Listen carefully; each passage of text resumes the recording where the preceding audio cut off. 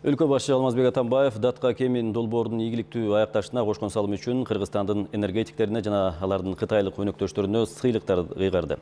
Мамлекет башчы кол койгон жарлыкка ылайык Кыргызстандын энергетикалык көз карандысыздыгын камсыз кылуу боюнча ишке кошкон зор салымы үчүн Кыргызстандын улуттук электр тармагы ачык акционердик коомунун башкы директору Медетбек Айткулов 3-чү даражадагы Манас ордени менен сыйланды.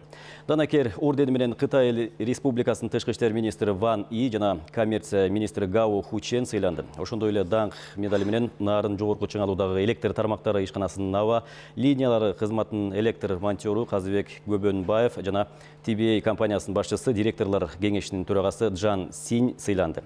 Эске салсак, 2011-жылы Кыргызстанда президент Алмазбек Атамбаевдин демилгеси менен өлкөдө өзүбүздүн көз карандысыз энергетикалык алкакчаны түзүү боюнча ири долбоор башталган.